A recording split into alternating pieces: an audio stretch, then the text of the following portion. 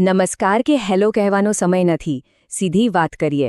એક તરફ હાઈકોર્ટના ચુકાદા પછી પગાર વધારાની મોટી આશા અને બીજી તરફ અચાનક 200 આંગણવાડી બહેનોને ફટકારવામાં આવેલી કાનૂની નોટિસ. ગુજરાતના આંગણવાડી વર્કર્સ હાલમાં કઈ મોટી મુસીબતમાંથી પસાર થઈ રહ્યા છે? આખી વાત ખૂબ જ ગંભીર છે. ચલો સમજીએ.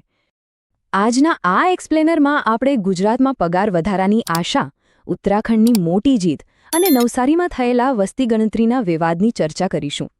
આ સાથે જ એ કડક કાનૂની નોટિસ વિશે પણ વાત કરીશું, જેનાથી નોકરી પર મોટું જોખમ આવી શકે છે.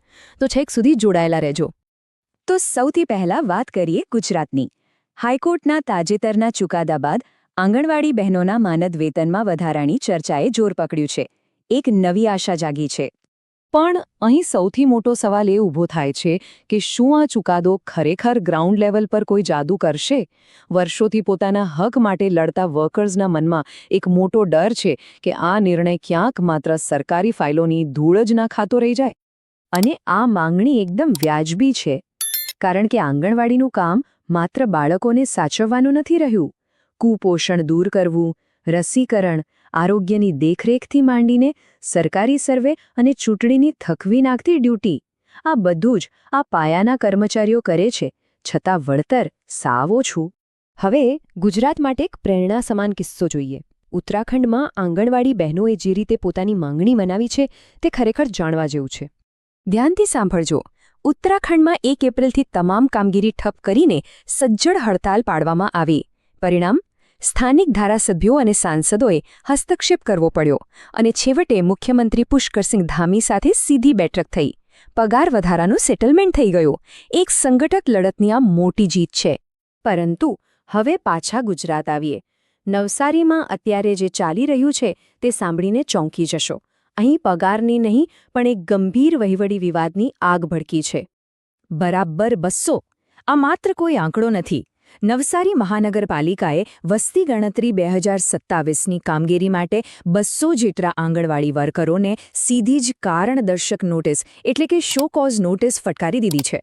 અચાનક આવેલી આ સામૂહિક નોટિસથી ભારે ખળબળાટ મચી ગયો છે. આખરે આટલી બધી નોટિસ કેમ અપાઈ?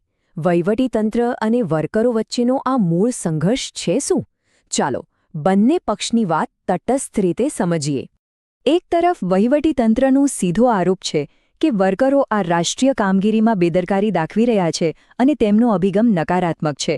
પરંતુ બીજી તરફ વર્કરોની દલીલ છે કે આ કોઈ કામચોરી નથી. અતિશય કામનું ભારણ, ટેકનિકલ ખામીઓ અને સૌથી અગત્યનું તેમની પોતાની સલામતીનો ડર તેમને આ કામ કરતા રોકી રહ્યો છે. અને આ બાબતને જરાય હળવાશથી ના લેતા. આ નોટિસ વસ્તી ગણતરી અધિનિયમ 1948ની કલમ 11 હેઠળ અપાઈ છે. આનો સીધો અર્થ એ છે કે જો નિયત સમયમાં યોગ્ય ખુલાસો નહીં મળે તો સીધા સસ્પેન્શન કે કડક શિસ્તભંગના પગલાં લેવાઈ શકે છે. આ કાયદો બહુ કડક છે. વર્કરોની સમસ્યા પણ સમજવી પડે. પહેલેથી જ નાના બાળકોને સાચવવાનું અને પોષણના ચોપડા ભરવાનું કામ માથા પર હોય. એમાં વળી આ ડિજિટલ યુગમાં સતત ઓનલાઈન ડેટા એન્ટ્રી કરવાની. વસ્તી ગણતરી 2027ની આ જટિલ કામગીરી તેમના રોજિંદા સમયપત્રકને સંપૂર્ણપણે ખોરવી રહી છે. અને સૌથી મોટો ધડાકો એક વર્કરના આ શબ્દોમાં છે. તેમણે સ્પષ્ટ કહ્યું કે અમારે કામચોરી નથી કરવી, પણ ભૂતકાળમાં અમારી સલામતી સામે ગંભીર પ્રશ્નો ઊભા થયા છે. એકલા ફિલ્ડમાં ફરતી મહિલા વર્કર્સને અનેકવાર ખરાબ અનુભવો થયા છે. સતામણીના ડરને લીધે ખુદ તેમના પરિવારો તેમને આ ડ્યુટી પર જતા રોકે છે. તો હવે આગળ શું થશે? આ કાનૂની પેચ ક્યાં જઈને અટકશે? નવસારીનો આ મુદ્દો હવે એકદમ નિર્ણાયક તબક્કે પહોંચી ગયો છે. હાલની સ્થિતિ બહુ ટાઈટ છે. 200 નોટિસ અપાઈ ગઈ છે અને સત્તાવાળાઓએ લેખિત જવાબ આપવા માટે માત્ર 3 જ દિવસની ડેડલાઇન આપી છે. હા, ફક્ત 3 દિવસ. સામે પક્ષે આંગણવાડી યુનિયન પણ ચૂપ નથી. તેઓ ભેગા મળીને એક મજબૂત કાયદાકીય વળતો જવાબ આપવાની તૈયારી કરી રહ્યા છે. વસ્તી ગણતરી દેશ માટે અત્યંત જરૂરી છે, એમાં કોઈ શંકા નથી. પણ એની સામે ગ્રાઉન્ડ લેવલ પર કામ કરતી મહિલાઓની સુરક્ષા અને અસહ્ય વર્કલોડનું શું?